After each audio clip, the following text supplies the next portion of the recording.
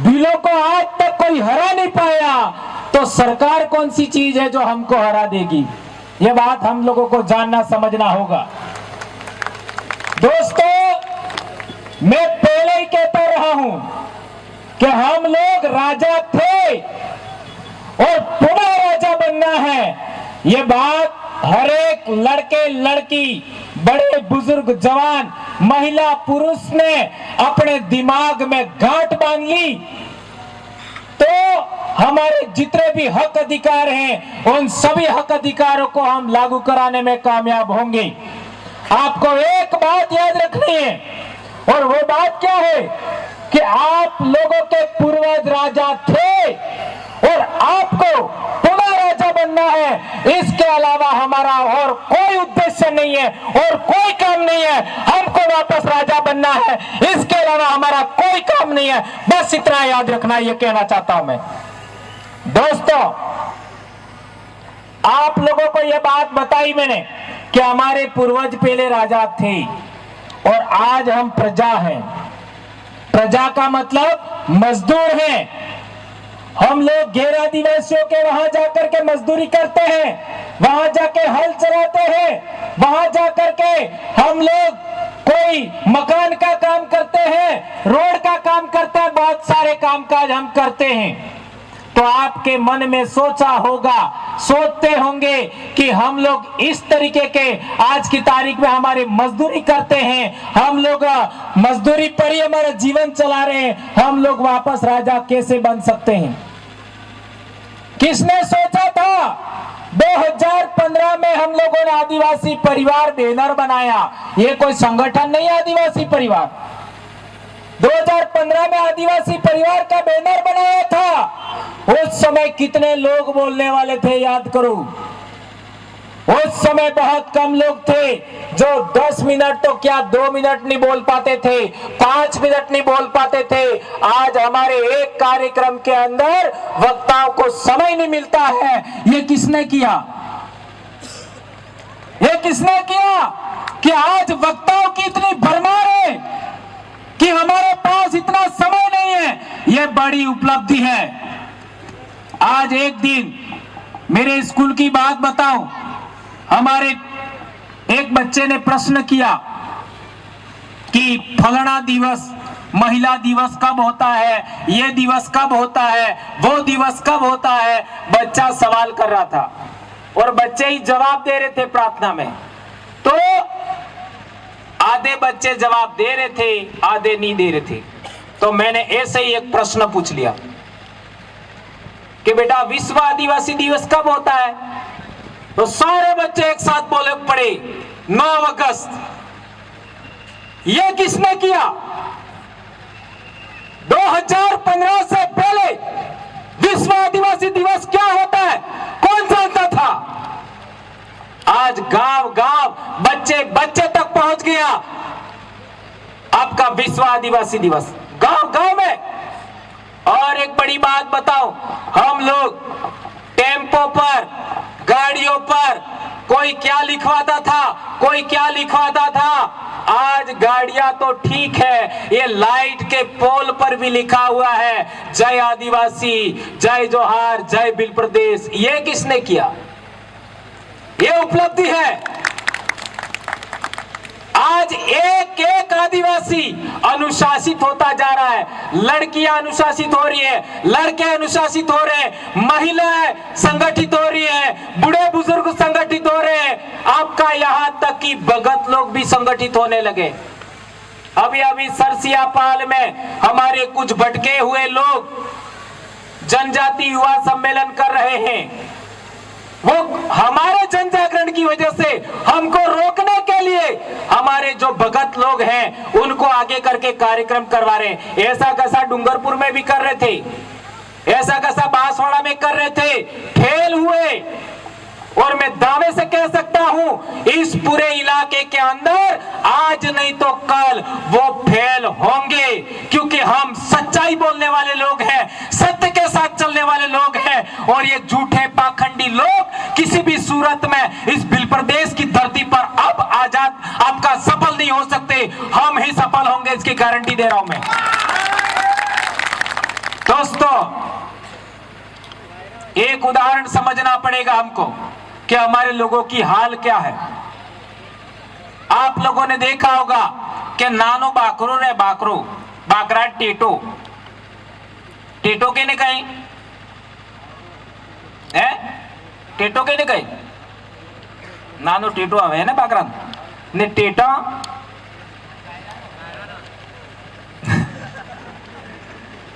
चलो इन्हें छोड़ी दो मु टेटो अणा टेटा ने पोग भी रणगा थकी बांधो दूरी थकी तो इन्हें तोड़वानी कोशिश करे कि नहीं करे?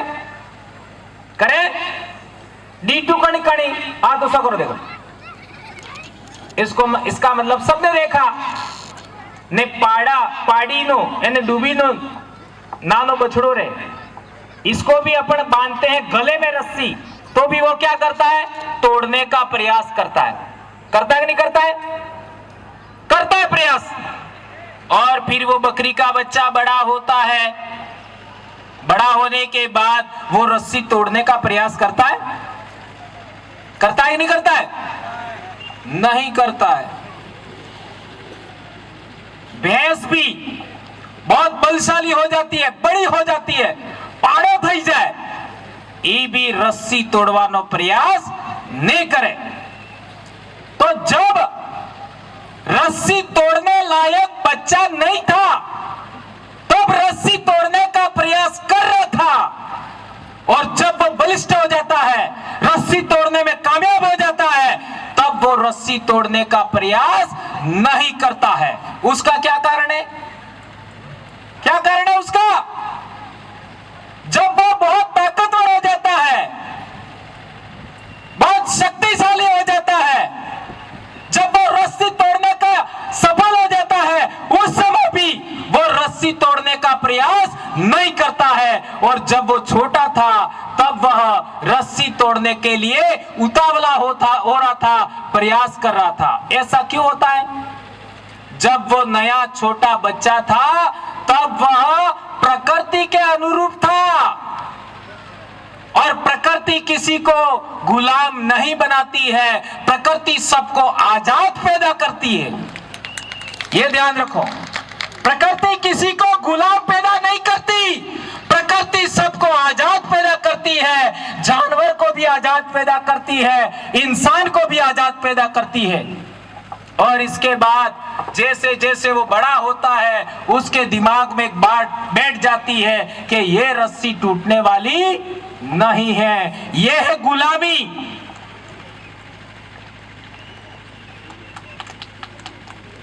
ये है गुलामी।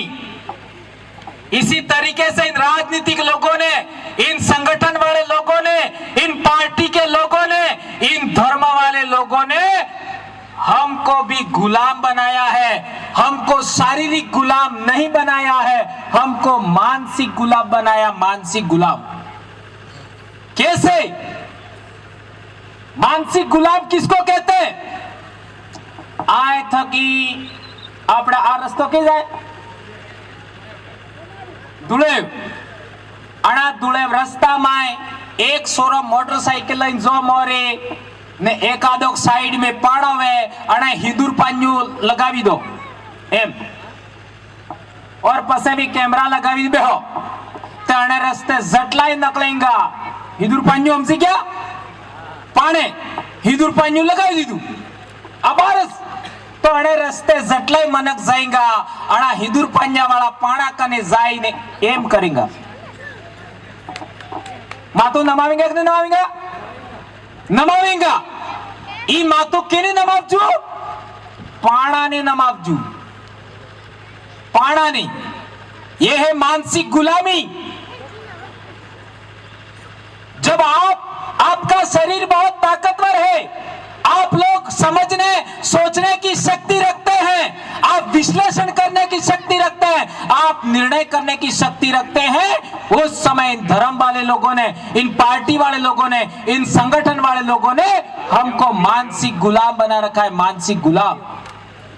और इसी मानसिक गुलामी की वजह से हमारी जमीनों की रक्षा नहीं हो रही है, हमारी बहन बेटियों की रक्षा नहीं हो रही है, हमारे हक अधिकार की रक्षा नहीं हो रही है, हमारे बच्चों की सही पढ़ाई नहीं हो रही है, बच्चियों का वजन सही नहीं है। आज हालात देख लो, जिस तरीके से हम जब पढ़ रहे थे उस समय 8वीं क्लास के बच्चे का वजन कितना होता था?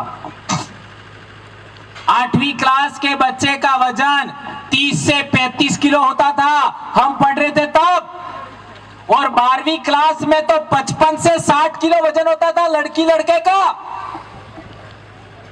और आज के लड़के लड़की है, उनका वजन कितना है 12वीं क्लास में? हियाळ्या थई के हियाळ्या नहीं समझ में आपजू हियाळ्या हट थई क्या? हम लोगों ने दूसरों के देखा देखी भक्ति करते हुए हम लोगों ने अपने खान पान पर ध्यान नहीं दिया, खान पान पर ध्यान नहीं दिया। आज एक कांडो ने काले एक कांडो, परसों एक कांडो ने तरसों एक कांडो। अरे कांड करवाते कि भगवान मरे हो है? मेरी मां ने आज तक कोई व्रत नहीं किया, कभी व्रत नहीं किया। मेरे बाप ने भी कोई व्रत नहीं किया, केवल व्रत किया होगा मेरे पिताजी ने तो 11 का किया होगा, 11 का। केम के आपने कोण एक मरी जाए तो इन्हीं 11 पालवी अणा सवाई मेरे पिताजी ने कोई व्रत नहीं किया आज तक।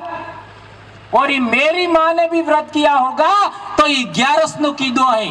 और मेरी दादी के जमाने से मेरी दादी ने पीपल पूजा का एक डोरा ले रखा था और वो हम लोग लास्ट हैं, छोटा छोटा बेटा है मेरा पिताजी और वो लास्ट है। तो वो मेरी दादी का डोरा मेरी माँ के पास में है तो उन्होंने वो व्रत किया होगा। ये साल भर में 1 या 2 व्रत के अलावा मेरी माँ ने आज तक कोई व्रत नहीं किया। मेरी पत्नी ने भी शुरुआत में जब हम भी अंधभक्त थे, हम भी मानसिक गुलाम थे, तब वो आदमी ने उमर बढ़ाबा वालों व्रत की दू आदमी ने उमर। और मने पतो लागो के पासो जलम थावानो ने है। तमार में केने केने पतो है पासो जलम थाएगा? किस किस को कोई बता दे मेरे को। वापस जन्म नहीं होने वाला है, यही जन्म बहुत कीमती है, यही। और इसी जिंदगी को अच्छा बनाना है। तो मेरे को पता लगा, क्या पता लगा, जानकारी मिली कि हमारा पुनर्जन्म नहीं होने वाला है और यही जिंदगी कीमती है। तो मैंने फैसला लिया कि है तब पहलते मारवाड़ी होश करी पड़े। तो इसको बार बार कहा मैंने कि ये बंद कर, तो वो बंद करने के लिए तैयार नहीं हुई। तो वो क्या करते हैं, लास्ट में वो पानी पिलाते हैं। मैंने पानी पीना बंद कर दिया तो धीरे धीरे बंद हो गया। आज की तारीख में मेरी वाइफ एक व्रत नहीं करती है, सिंगल एक भी, और वो भी मेरे प्रयास से छूट गया। और मेरी साड़ियों ने मेरे मारे हाड़ाजी એટલે હાળાવાળજી અને ભવરભાઈ ને પતો પડી ગયો તે હેતી દુનિયામાં કહે એમ કરી આપણે આપ છોડી દીધું। ये उपलब्धि। और मेरे बच्चों ने तो व्रत क्या होता है आज तक पता नहीं है, करते ही नहीं है। क्यों नहीं करते?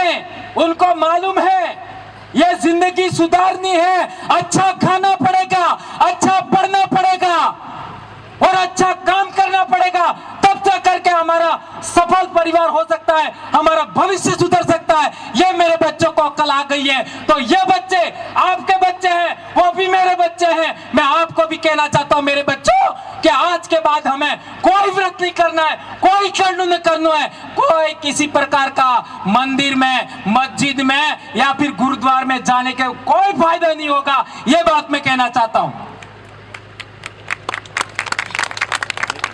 कई सारे लोग कहते हैं, हेलो, ये कई सारे लोग कहते हैं कि आ एकांडनो करवा थकी असल आदमी मळे, आ गायकवाड नो करवाते कि असल लाडी मळे।